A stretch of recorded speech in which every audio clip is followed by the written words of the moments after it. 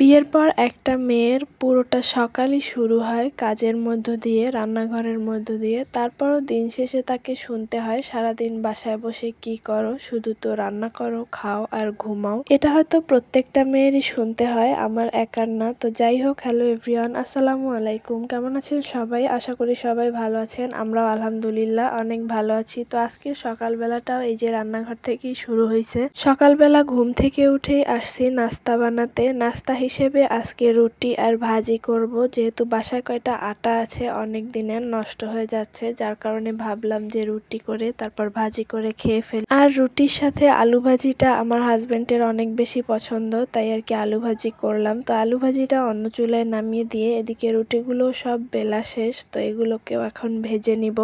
সকালবেলা যেহেতু প্রতিদিনই ভাত খাওয়া হয়, আজকে যেহেতু ভাত নাই তাই আর ভাত খেতে পারলাম না, তাই আর কি রুটিটা বানিয়ে খেয়ে নিতেছি। তো সকালবেলা নাস্তা করে এরপরে আসছি হচ্ছে দুপুরের দিকে রান্না বান্না করব। ফাঁকে আর কি বাসার বাকি কাজগুলো গুছিয়ে নিয়েছিলাম, যেহেতু মেয়ে নিয়ে এখন একা একা কাজ করি, একটু কষ্ট হয়, তাই চেষ্টা করি সময়ের কাজ সময় করে ফেলার, যাতে আর প্যারা না লাগে। তো যাই হোক, এদিকে ডালটাও সিদ্ধ হয়ে গেছিল, বাসায় একটুখানি জালি ছিল, সেটা কেটে এর ভিতরে দিয়ে দিছি। অল্প একটু জালি আলাদা করে আর কি রান্না করব, যার কারণে আর কি ডালের ভিতরে দিয়ে এরপরে রান্না করে নিতেছি। তো এই তো ডালের মধ্যে দিয়ে এরপরে এটাকে রান্না করে নিছি। আর এটা রান্না হয়ে যাওয়ার পরে এখন আর কি ডালে বাগার দিব।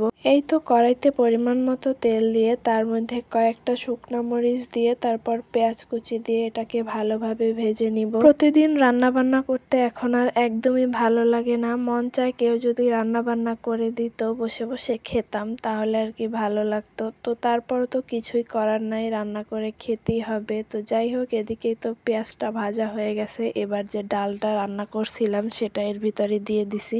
এরপর একটুখানি বলক আসলে তারপরে আর কি ডালটাকে একটা পাতিলে নামিয়ে তারপরে আর রেখে দিব।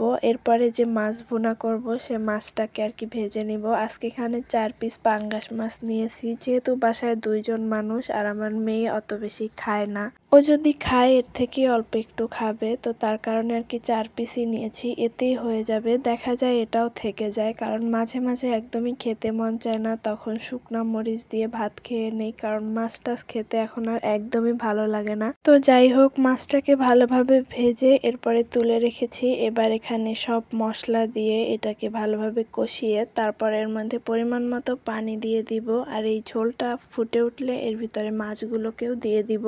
আর সবশেষে যখন দেখব যে মাছ ভুনাটা প্রায় হয়ে আসছে, তখন এর ভিতরে কিছুটা ভাজা জিরার গুঁড়া দিয়ে এরপরে নামিয়ে নিব। তো যাই হোক, আমার রান্নাবান্নার ভিডিওটা এই পর্যন্তই ছিল। কার কাছে কেমন লেগেছে অবশ্যই কিন্তু কমেন্ট করে জানাবেন। আর দেখা হবে পরবর্তী কোনো ভিডিওতে। ততক্ষণ সবাই ভালো থাকবেন, সুস্থ থাকবেন, আর আমাদের জন্য অনেক অনেক দোয়া করবেন। আর যারা পেজটাতে ফলো দেননি তারা অবশ্যই কিন্তু ফলো দিয়ে রাখবেন। আল্লাহ হাফেজ।